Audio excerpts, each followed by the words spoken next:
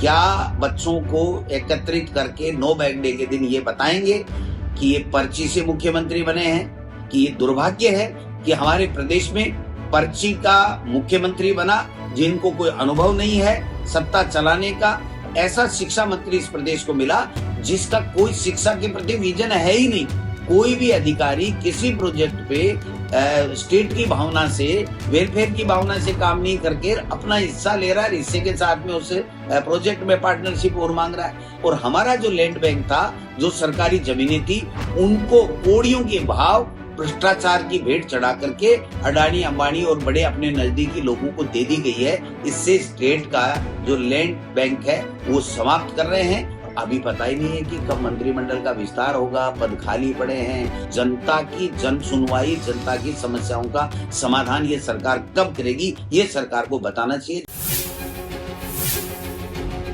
राजस्थान की सियासत में बीते कई दिनों से मंत्रिमंडल विस्तार को लेकर अटकलों का दौर लगातार जारी है, मगर हाल ही में मंत्रियों के आए बयानों के बाद ये स्पष्ट हो गया कि फिलहाल वर्तमान में भजनलाल सरकार मंत्रिमंडल विस्तार को लेकर चर्चा नहीं कर रही। वहीं अब विपक्ष ने भी मंत्रिमंडल विस्तार को लेकर के सवाल उठा दिए हैं। दरअसल पीसीसी चीफ गोविंद सिंह डोटासरा ने एक प्रेस कॉन्फ्रेंस में सरकार पर जमकर तंज कसा। इस दौरान डोटासरा ने शिक्षा मंत्री मदन दिलावर को भी जमकर घेरा। इसके साथ ही मंत्रिमंडल विस्तार और मंत्रिमंडल फेरबदल को लेकर भी डोटासरा ने सवाल उठाए।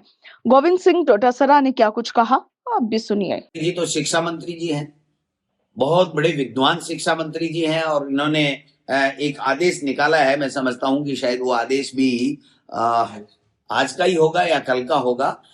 उसमें उन्होंने लिखा है कि जिस दिन नो बैग डे होगा, ये हमने किया था नो बैग डे, बच्चों को बस्ते से मुक्ति मिले, तो उस नो बैग डे के दिन जो अदर एक्टिविटियां होनी चाहिए उसको उन्होंने ठंडे बस्ते में डाल दिया और उन्होंने कहा कि सत्ता के ऊपर चर्चा होगी। मैं समझता हूं कि हर जो सुनेगा उसको हंसी आएगी कि सत्ता पे चर्चा क्या होगी। क्या बच्चों को एकत्रित करके नो बैग डे के दिन ये बताएंगे कि ये पर्ची से मुख्यमंत्री बने हैं?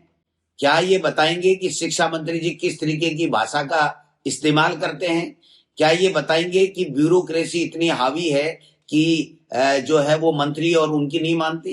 क्या ये बताएंगे कि 360 डिग्री परीक्षण के आधार के ऊपर अधिकारी लगाए गए हैं जो इनके मंत्रियों की नहीं मानते, इनके ऐसे लगे हुए हैं? क्या ये बताएंगे कि सीएमओ में क्या खेल हुआ, क्या भ्रष्टाचार हुआ कि सीएमओ के अधिकारियों को हटाना पड़ा और दूसरे अधिकारियों को लाना पड़ा? क्या ये बताएंगे कि अफसर इनके फोन नहीं उठाते? क्या ये बताएंगे कि जिलों में जब प्रभारी मंत्री जाता है तो उनको कलेक्टर से लड़ना पड़ता है और कलेक्टर उनकी नहीं मानता, वो कलेक्टर की नहीं मानते? क्या ये सत्ता में क्या चल रहा है ये बताएंगे कि इनका बीजेपी का प्रभारी जो है वो इनसे क्यों नाराज है, वो क्यों नहीं आ रहा है?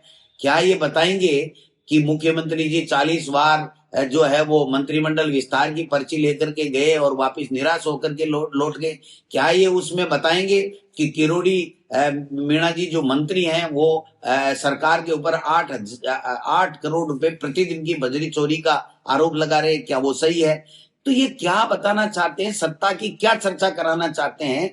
मैं समझता हूं कि ये दुर्भाग्य है कि हमारे प्रदेश में पर्ची का मुख्यमंत्री बना जिनको कोई अनुभव नहीं है सत्ता चलाने का, और ऐसा शिक्षा मंत्री इस प्रदेश को मिला जिसका कोई शिक्षा के प्रति विजन है ही नहीं।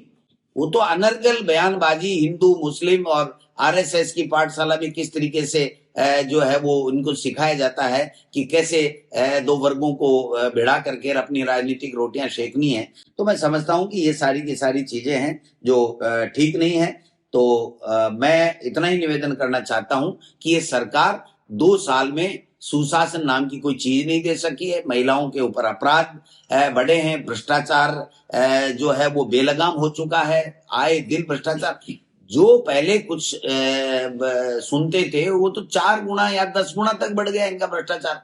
हर मंत्री जो है वो बिना किसी के लिए दिए कोई काम ही नहीं करता है। कोई भी अधिकारी किसी प्रोजेक्ट पे स्टेट की भावना से, वेलफेयर की भावना से काम नहीं करके अपना हिस्सा ले रहा है, हिस्से के साथ में उस प्रोजेक्ट में पार्टनरशिप और मांग रहा है।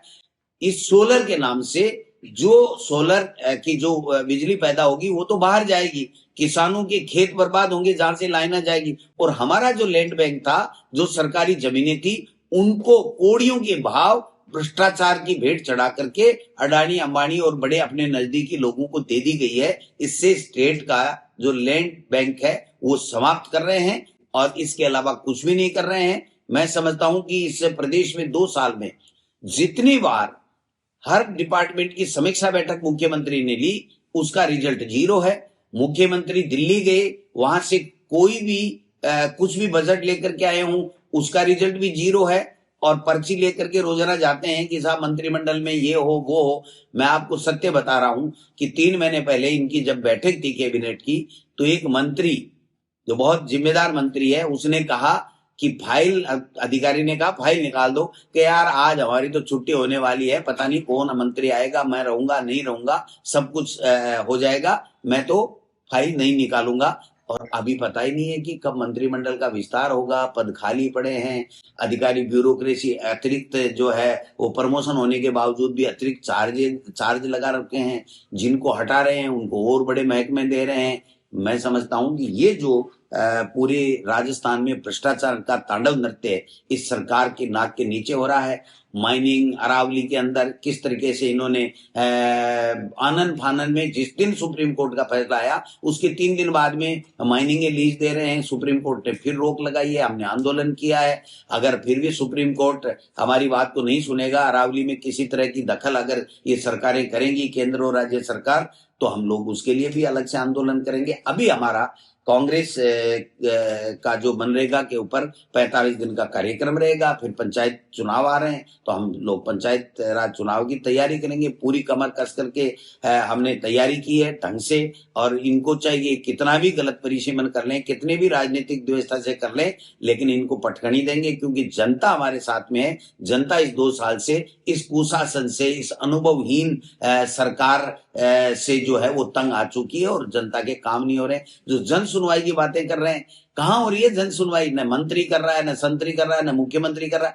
कार्यकर्ता, और वो कार्यकर्ता भी मंडल अध्यक्ष अगर आ रहा है तो पहले बार खड़े खड़े उनकी अंदर बताया जाएगा कि ये किस ग्रुप का है। वसुंधरा जी का है तो इसको अंदर नहीं आने देना है। ये राज्यवर्धन साहब के वहां का मंडल अध्यक्ष है तो उसको अंदर नहीं बुलाना है। सतीश पूनिया का है तो उसको नहीं बुलाना है। राजेंद्र राठौड़ का है तो उसको नहीं बुलाना है। मैं समझता हूं कि ये इस तरीके से पिक एंड चूज करके अगर अपने पसंदीदा पदाधिकारियों को बुला करके वो सुनवाई कर रहे हैं, तो ये तो घर में सोफे में बैठ के ड्राइंग रूम में भी कर सकते हैं।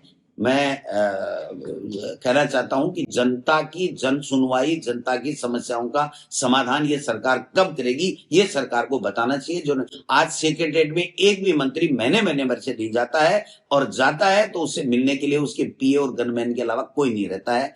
ये दुर्भाग्य है।